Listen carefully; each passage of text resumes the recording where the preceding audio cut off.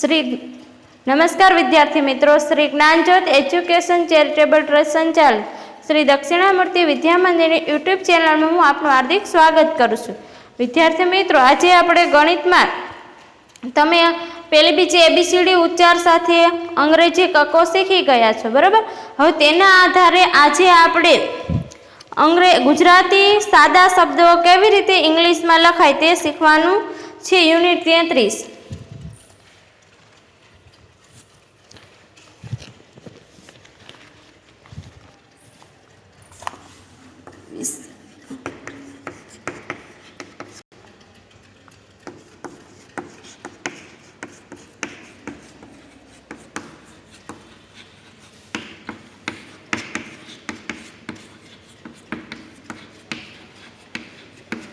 વિષયાંક શું છે આપણો? ગુજરાતી નામ અંગ્રેજીમાં લખવા। હવે નામ લખતા પહેલા આટલું યાદ રાખો, નામનો પહેલો અક્ષર કેપિટલમાં લખાય છે। કેપિટલ એટલે કે પ્રથમ એબીસીડી, બરાબર। કોઈ પણ નામને અંગ્રેજીમાં કોઈ પણ નામ વાક્ય કોઈ પણ લખવાની શરૂઆત કરીએ તો પહેલો અક્ષર હંમેશા પહેલી એબીસીડીનો જ હોવો જોઈએ। નામમાં જે અક્ષર ખોડો બોલાતો હોય ત્યાં એ લખાતો નથી। છેલ્લે જે દાખલા તરીકે અહીંયા જગત છે તો પહેલો અક્ષર કયો છે? જ। તો જનો શું થશે? જે એ, ગનો જી એ, ત, જગત એમ નથી બોલતા આપણે, જગત એમ બોલીશું, બરાબર। તો ત કેવો બોલાય છે? ખોડો બોલાય છે, એટલે તની પાછળ એ લાગતો નથી। છેલ્લે કાના વગરનો કોઈ પણ શબ્દ હોય તો તેની સાથે એ લાગતો નથી। નામનો છેલ્લો અક્ષર ખોડો બોલાતો ત્યાં એ લખાતો નથી, બરાબર। હવે જો આપણે નામ લખવાનું છે, પેલું છે જગત, હવે બીજું છે નવલ, બરાબર। તો ન નો શું થશે? એન।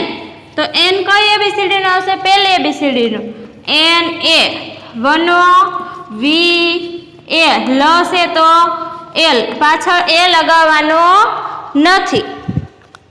હવે છે કનક, તો શું થશે? કનો કે એ એન એ, કનો કે એ લગાવવાનો નથી। તપન, તો તનો શું થશે? ટી એ, પનો પી એ, નનો એન, તપન। હવે છે જનક, જનો શું થશે? જે એ, નનો એન એ, કનો કે, જનક। હવે રતન, તો રનું શું થશે? આર એ, તનો ટી એ, નનો એન, રતન। મગન, તો એમ એ જી એ એન, ગગન, તો ગનો શું થશે વિદ્યાર્થી મિત્રો? તો કે જી એ, બીજા ગ તો જી એ, ગ ગ નનો એન, ગગન। હવે છે રમણ, રનો શું થશે? તો કે આર એ, મનો શું થશે? એમ એ, અણનો શું થશે? એન,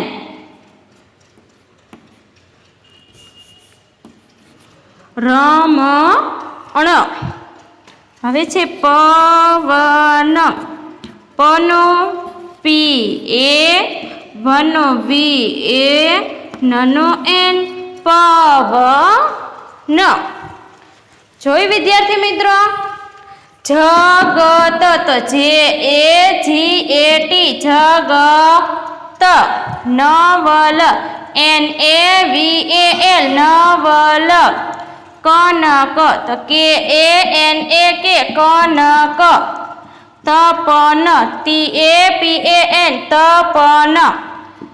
જનક JANAK જનક. રતન તો RATAN રતન. મગન તો MAGAN મગન. ગગન તો GAGAN ગગન. રમણ તો RAMAN રમણ. પવન PAVAN પવન. હવે આપણે બીજા શબ્દ જોઈએ આગળ.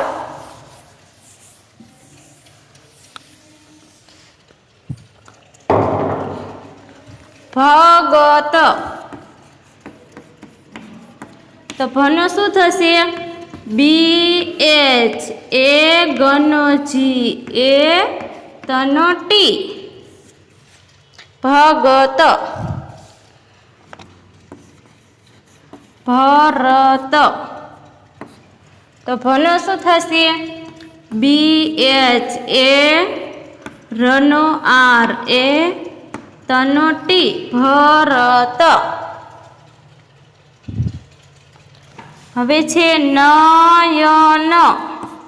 નનો શું થશે? NA યનો YA નનો N નયન.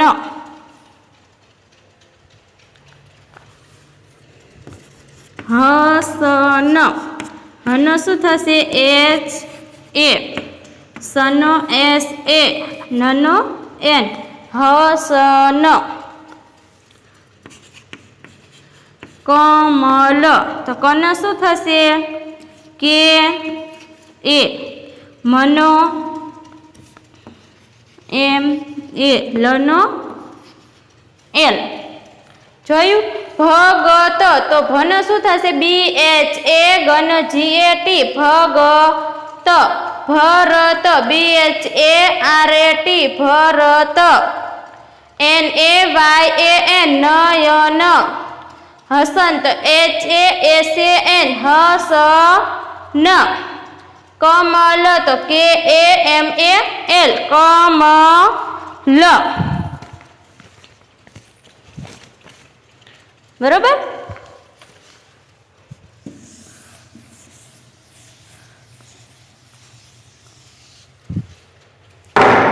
હવે છે યુનિટ 35 ચિત્રો ઓળખી સ્પેલિંગ ઉચ્ચાર અને ગુજરાતી અર્થ વાંચો. તો પહેલું ચિત્ર છે શેનું ચિત્ર છે? ઘુવડનું. તો ઘુવડને અંગ્રેજીમાં શું કહેવાય? આઉલ. OWL આઉલ એટલે ઘુવડ. બીજું છે કરોળિયા. બરોબર. શું બનાવેલું છે? ઝાડું. તો તેને શું કહેવાય અંગ્રેજીમાં? વેબ. WEB વેબ એટલે ઝાડું. હવે ત્રીજું છે ઢાંકણું. તો LID લીડ એટલે ઢાંકણું. ચોથું છે લાકડું. લાકડાને ઇંગ્લિશમાં શું કહેવાય? લોગ. લોગનો સ્પેલિંગ છે LOG. હવે નીચે છે ROD રોડ એટલે સળિયો. હવે ડેમ છે. ડેમ છે બરાબર.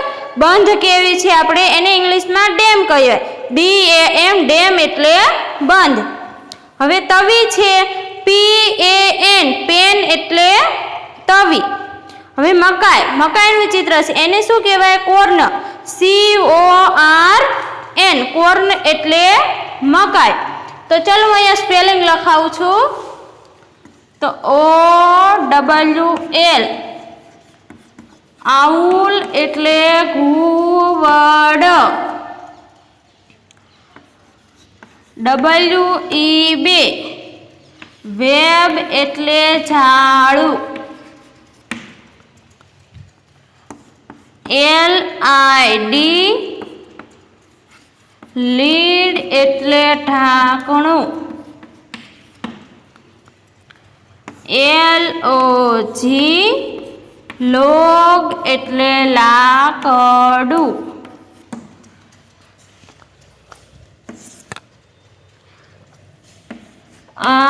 ROD રોડ એટલે સળિયો.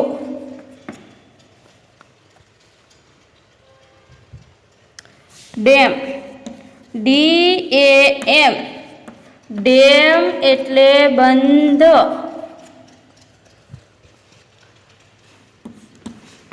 પેન PAN પેન એટલે તવી. હવે કોર્ન CORN કોર્ન એટલે મકાઈ. બરાબર, ચાલો આપણે બધા તમારે પણ બોલવાના છે. OWL આઉલ એટલે ઘુવડ. WEB વેબ એટલે ઝાડુ. LID લીડ એટલે ઢાંકણું. LOG લોગ એટલે લાકડું. ROD રોડ એટલે સળિયો. DAM ડેમ એટલે બંધ. PAN પેન એટલે તવી. CORN કોર્ન એટલે મકાઈ. તમારે તમારી નોટબુકમાં લખવાના છે અને રોજે રોજ 2-5 જેટલા સ્પેલિંગ થાય એટલા સ્પેલિંગ લખી પાકા કરી અને પોતાના મમ્મીને કે પપ્પાને સંભળાવવાના છે.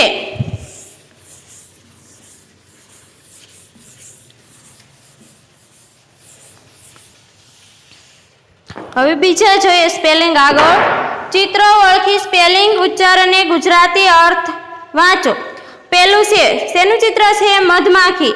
મધમાખીને અંગ્રેજીમાં શું કહેવાય? તો BEE. બીજું છે ટાંક. આગળનો જે પોઈન્ટ આવે NIB નીબ એટલે ટાંક. પીસ PEAS પીસ એટલે વટાણા. પોતું છે, પોતાને શું કહીશું? તો MOP મોપ એટલે પોતું. હવે કેક KEG એટલે પીપ. પાઉં છે BUN બન એટલે પાવ. ગુંદર છે GUM ગમ એટલે ગુંદર. દૂધનું જે કેન આવે ભરવાનું તે CAN કેન એટલે કેન. ચાલો અહીંયા લખાવું છું.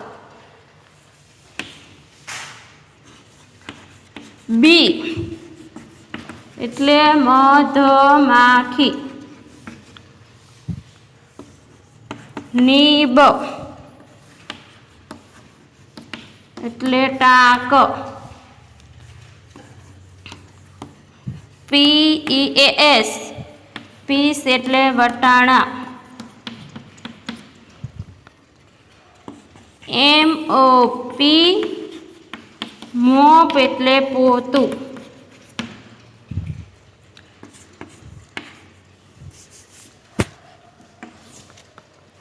KEG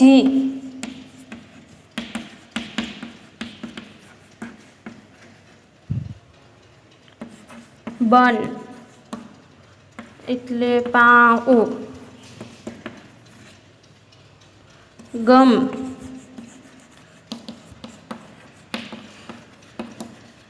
ગુંદર. CAN કેન એટલે કેન. બરાબર. BEE બી એટલે મધમાખી. NIB નીબ એટલે ટાંક. PEAS પીસ એટલે વટાણા. MOP મોપ એટલે પોતું. KEG કેગ એટલે પીપ. BUN બન એટલે પાઉં. GUM ગમ એટલે ગુંદર. CAN કેન એટલે કેન.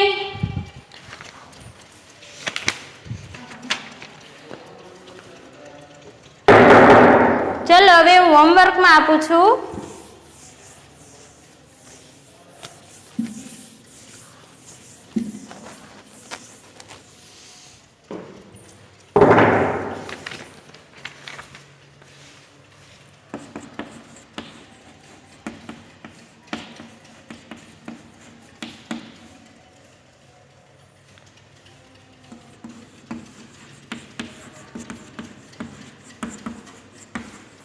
અંગ્રેજીમાં આજે જે મેં નામ શીખવ્યા હતા ગુજરાતી સામે અંગ્રેજી તે અને જે સ્પેલિંગ લખાવ્યા છે તે બંને સ્પેલિંગ નોટમાં લખો. એટલે આજે જેટલું મેં બોર્ડમાં લખાયું છે તે બધું આજે તમારે એકવાર નોટમાં લખવાનું છે. જે ગુજરાતી અને અંગ્રેજીના નામ લખાવ્યા હતા તે પણ અને જે સ્પેલિંગ લખાવેલા હતા તે પણ બંને એક વાર તમારે તમારી નોટબુકમાં લખવાનું છે. અને દરરોજ 2 સ્પેલિંગ પોતપોતાના વાલીએ સાંભળવાના રહેશે. એટલે એવી રીતે તમારે સ્પેલિંગ પાકા થઈ જાય.